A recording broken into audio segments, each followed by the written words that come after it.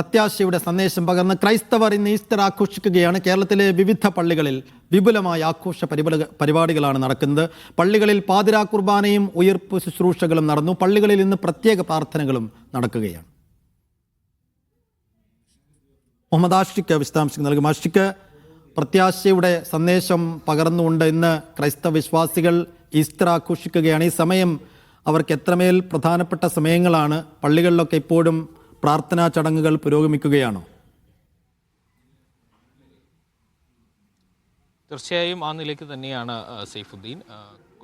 പീഡാനുഭവത്തിനും കുരിശാരോഹത്തിനും ശേഷം ഇതാ ഇന്ന് ഉയർത്തെഴുന്നേൽപ്പാണ്. യേശുക്രിസ്തു കുരിശിലേറിയതിന് 3-ാം ദിവസം ഉയർത്തെഴുന്നേറ്റിൻ്റെ ഓർമ്മയുമായി ഇന്ന് ഈസ്റ്റർ ആഘോഷിക്കുകയാണ് ക്രൈസ്തവ ജനവിഭാഗങ്ങൾ ലോകമെമ്പാടും. പ്രത്യേകിച്ച് കേരളത്തിൽ ക്രൈസ്തവ ഭവനങ്ങളിലെല്ലാം തന്നെയും വിപുലമായ ആഘോഷ പരിപാടികൾ, ആചാരാനുഷ്ഠാനങ്ങൾ, പ്രത്യേക പ്രാർത്ഥനകളടക്കം നടക്കുന്നു എന്നുള്ളതാണ്. ഞങ്ങളുള്ളത് ഇപ്പോൾ പുറപ്പുഴ സെൻറ്റ് സെബാസ്റ്റ്യൻ ചർച്ചിലാണുള്ളത്. ഇവിടെ പ്രത്യേകിച്ച് കാർഷിക മേഖലയാണ്. ഈ പ്രദേശത്തു നിന്നുള്ള വിശ്വാസികളെല്ലാം തന്നെ രാവിലത്തെ കുർബാന കൂടുവാനായി ഇങ്ങോട്ട് എത്തിയിട്ടുണ്ട് എന്ന് നമുക്ക് കാണാൻ കഴിയും. ഇവിടെ പ്രത്യേകതയുണ്ട്. തൊടുപുഴ മണ്ഡലത്തിലെ UDF സ്ഥാനാർത്ഥി അബു ജോർജ് ജോസഫും കുടുംബവും പങ്കെടുക്കുന്നത് ഇവിടുത്തെ കുർബാനയിലാണ്. അദ്ദേഹവും കുടുംബവും ഇപ്പോൾ ഈ പള്ളിയിൽ കുർബാന കൂടുവാൻ എത്തിയിട്ടുണ്ട് എന്നുള്ള കാര്യവും കൂടി നമുക്ക് കാണാൻ കഴിയും.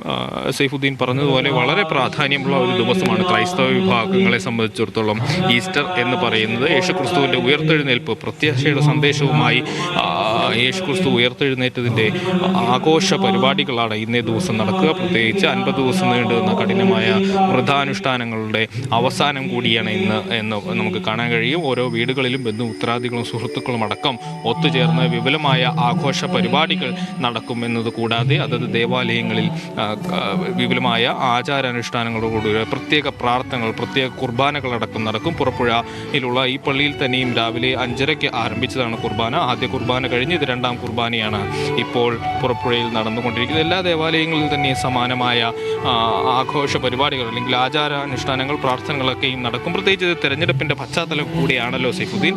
ഓരോ സ്ഥാനാർത്ഥികളും അതത് മേഖലകളിലുള്ള പള്ളികളിലേക്ക് എത്തുവാനും ചർച്ചുകളിലേക്ക് എത്തുവാനും വിശ്വാസികൾക്കൊപ്പം പ്രാർത്ഥനകളിൽ പങ്കെടുക്കാനും പ്രത്യേക ശ്രദ്ധ ചെലുത്തുന്നത് നമുക്ക് കാണാൻ കഴിയും. കൂടാതെ വൈദികർ ഓരോ തിരഞ്ഞെടുപ്പുമായി ബന്ധപ്പെട്ട് വിശ്വാസികൾക്ക് നൽകേണ്ട ചില നിർദ്ദേശങ്ങൾ കൂടി ഈ കുർബാനയുടെ ഇടയിൽ നൽകുന്നത് നമുക്ക് പലപ്പോഴും കാണാൻ കഴിയുന്ന ഒരു സാഹചര്യവും ഉണ്ട് എന്നുള്ളതാണ്. ഓരോ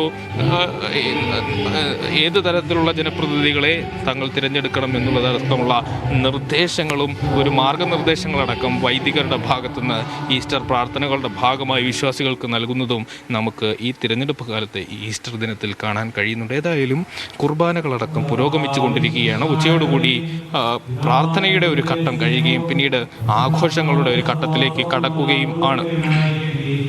യേശുക്രിസ്തുവിൻ്റെ ഉയർത്തെഴുന്നേൽപ്പ് എന്ന് പറയുന്നത് ക്രൈസ്തവ വിശ്വാസികളെ സംബന്ധിച്ചിടത്തോളം വളരെ പ്രധാനപ്പെട്ടതാണ്. പ്രത്യേകിച്ച് സഭയുടെ സ്ഥാപനവുമായി ബന്ധപ്പെട്ടടക്കം പ്രധാനപ്പെട്ട നിർണായകമായ ചില സമയങ്ങൾ കടന്നു പോകുന്നത് ഉയർത്തെഴുന്നേൽപ്പിന് ശേഷമുള്ള ദിവസങ്ങളിലാണ് എന്ന് നമുക്കിതുമായി ബന്ധപ്പെട്ടുള്ള ഐതിഹ്യങ്ങളടക്കം പരിശോധിച്ചാൽ അറിയാം. ഏതായാലും ലോക ജനതയ്ക്ക് അപ്പാടെയും വേണ്ടി പീഡാനുഭവങ്ങൾ ഏറ്റുവാങ്ങി ഏറ്റവും ഒടുവിൽ കുരിശിൽ മരണപ്പെട്ട യേശുക്രിസ്തു 3-ാം നാൾ ഉയർത്തെഴുന്നേറ്റു എന്നാണ് ക്രൈസ്തവ വിശ്വാസം. ആ വിശ്വാസത്തിൻ്റെ ഓർമ്മ പുതുക്കുവാൻ വേണ്ടി യേശുക്രിസ്തു അനുഭവിച്ച ത്യാഗസ്മരണകളുടെ ഓർമ്മ പുതുക്കുവാൻ വേണ്ടി കഴിഞ്ഞ ദിവസങ്ങളിലൊക്കെ ഏതാണ്ട് 50 ദിവസം നീണ്ടു നിൽക്കുന്ന കഠിനമായ വ്രതാനുഷ്ഠാനങ്ങൾക്ക് ശേഷമാണ് ഇപ്പോൾ ഈസ്റ്റർ ആഘോഷത്തിലേക്ക് ക്രൈസ്തവ വിശ്വാസികൾ കടന്നിരിക്കുന്നത് എന്ന് നമുക്ക് കാണാൻ കഴിയും സൈഫുദ്ദീൻ.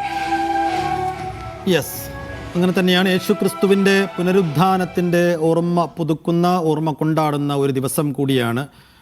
വളരെ ഭക്തി നിർഭരമായ പ്രാർത്ഥനാ ചടങ്ങുകളിലൂടെ ക്രൈസ്തവ വിശ്വാസികൾ മുന്നോട്ട് പോകുന്നു. എല്ലാ ഇടങ്ങളിലും ചർച്ചുകളിലും പള്ളികളിലുമൊക്കെ വലിയ പ്രാർത്ഥനാ ചടങ്ങുകൾ ഈ സമയം പുരോഗമിക്കുന്നു എന്നതിൻ്റെ വിശദാംശങ്ങൾ കൂടിയാണ് മുഹമ്മദ് ആഷിഖ് നൽകിയത്.